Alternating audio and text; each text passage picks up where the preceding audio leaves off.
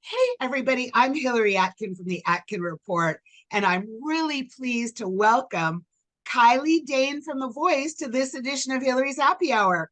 Kylee, how are you doing today? I'm so good. How are you? Excellent, thank you. And I want to start off talking about your knockout performance of All by Myself for Team Blake, which was so amazing. How were you feeling as the coaches heaped praise on you? And then you were waiting for Blake to decide the winner between you and Walker. Well, it was kind of mixed feelings, I guess, because I was super excited to hear all of the awesome feedback that I was getting for my performance.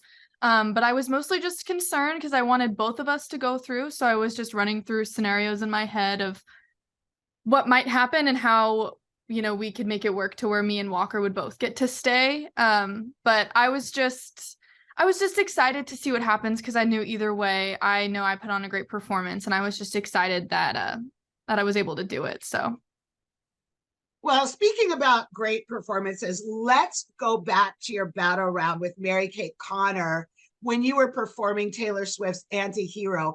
Both of you won, with Mary Kate getting the playoff pass. But tell me more about that, and also the camaraderie you developed with her and other Team Blake members.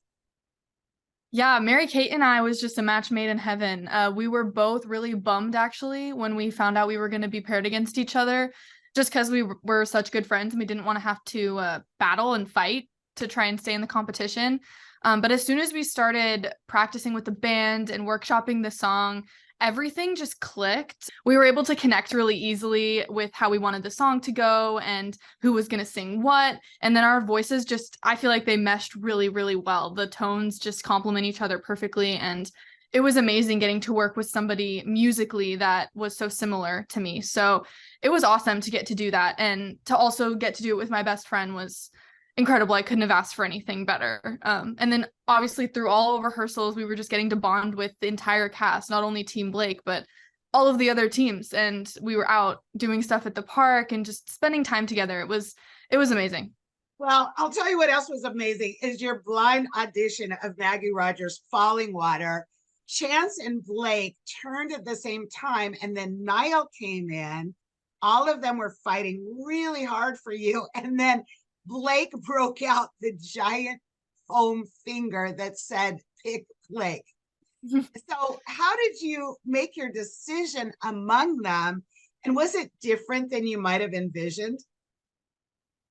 It was absolutely a little bit different than I had originally thought it would be. I When I hit halfway through the song, I was kind of preparing myself to just not get any chairs.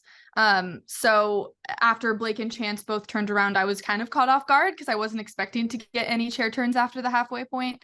And then after I was finished singing, I was just astonished that there was three instead of zero. So um, all of the planning and premeditation that I had going into the blind audition and what I would do if I got a chair turn just like escaped my brain. I was just overwhelmed with excitement and joy. And then to see the foam finger fall from the sky, it was kind of just, okay, well, you forgot everything else you were going to do. So here, this is a sign from the universe to make this decision. So that's kind of what ended up happening. It was just me forgetting everything that I thought I wanted, and then the universe telling me what I should do. Well, you're on the historic last team of Blake Shelton for season 23. So that is so exciting. But I want to hear more about your musical background and also your desire to go to medical school. Yeah, I mean, I have been singing since I was basically born. I My parents tell me I've been singing since I could talk. So it's been in my life for literally like 18 years at this point. And my dad has always played guitar. We've always had a music room in our house. So I've been surrounded by music for my entire life. So it's kind of a no-brainer for me to be involved in something musical. My sister and my brother are both the same. So I chose singing. It just kind of came naturally to me, and it is a big stress reliever for me. So I just sang in my bedroom mostly throughout middle school and high school. And then when I was in high school, I started watching Grey's Anatomy, funnily enough. And I was like, that looks like fun. I think I want to try being a doctor. So I took a couple of classes at my high school, like anatomy, medical assisting, and then made the decision when I graduated to try and pursue medical school. So I decided to go to Baylor University and major in pre-med, which was probably the hardest thing I've ever done.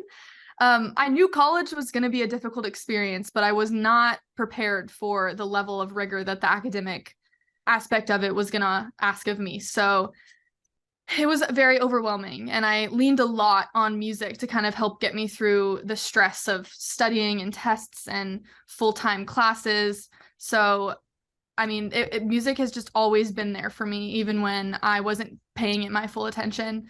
And then to get an opportunity like this, it was kind of just, well, maybe you can just give it a shot and see if the thing that you love the most is going to be able to make a career. And that's kind of where we're at now. I'm so excited to see what is next for you, Kylee. And I want to thank you very much for taking time out to be with me on Hillary's Happy Hour. Thank you so much for having me. You're welcome. And I want to wrap it up by lifting a glass to you and your continued success on The Voice. Thank you. Cheers. Oh, cheers.